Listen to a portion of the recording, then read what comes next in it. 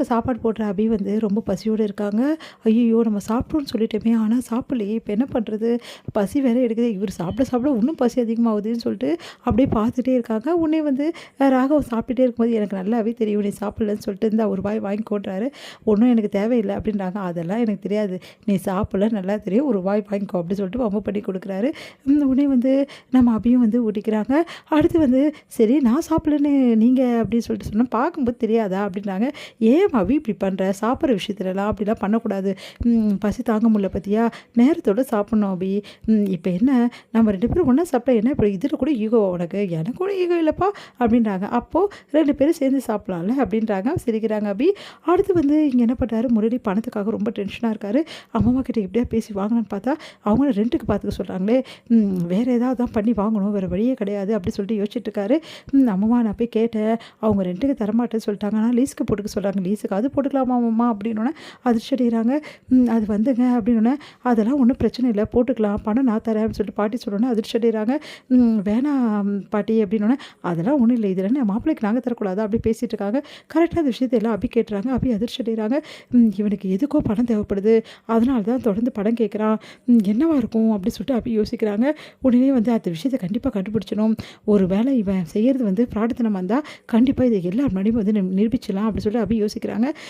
உடனே அதை தடுக்கிறதுக்காக ராகவ் போகிறார். ராகவ் நிறுத்துறாங்க. நீங்கள் தடுக்காதீங்க, பணம் கொடுத்தா கொடுக்கட்டும் அப்படின்னு. என்ன சொல்கிற அப்படின்னா, ஆமாங்க நீங்கள் வாங்க அப்படி சொல்லிட்டு கூட்டிகிட்டு போகிறாங்க.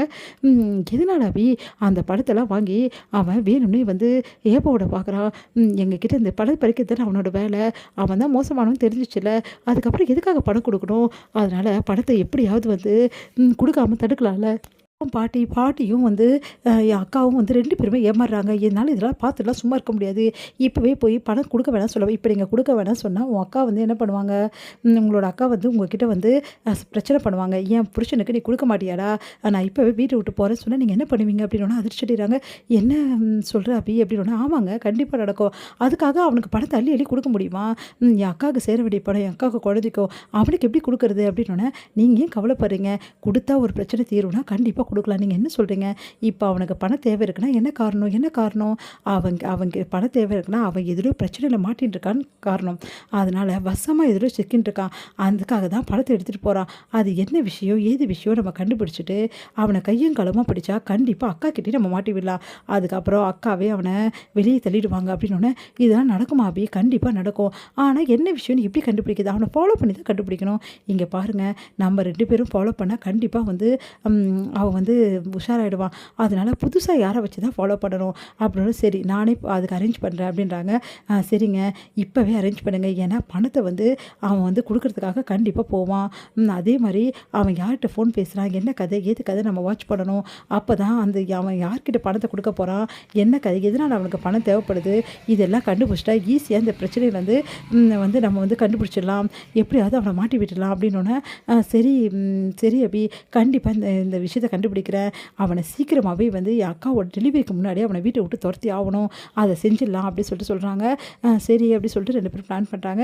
இங்கே பாருங்கடா, பணம் வந்து நாளைக்கு ரெடி ஆகிடும், நாளைக்கு நான் சொல்கிற இடத்துக்கு வந்து வாங்கிக்கிங்க, ஆனால் அதுக்குள்ளே எனக்கு ஃபோன்லாம் பண்ணக்கூடாது, இன்னொரு விஷயம் என்னால் பாதி பணம் தான் அரேஞ்ச் பண்ண முடிஞ்சது, மீதி பணத்தை நான் அப்புறமா தரேன். சார் எப்படி சார் நீங்கள் இவ்வளோ பாதி பணத்தெல்லாம் எங்களால் முடியாது சார், அப்போ நான் என்ன பண்ண முடியும், என்கிட்ட இவ்வளோ தான் அரேஞ்ச் பண்ண முடியுது, அந்த பணம் வேணுமா வேணுமா, சரிங்க சார் அதை மட்டும் இது எல்லாத்தையும் அபி வந்து ஒட்டு கேட்டுடுறாங்க. அதிர்ச்சி அடைகிறாங்க.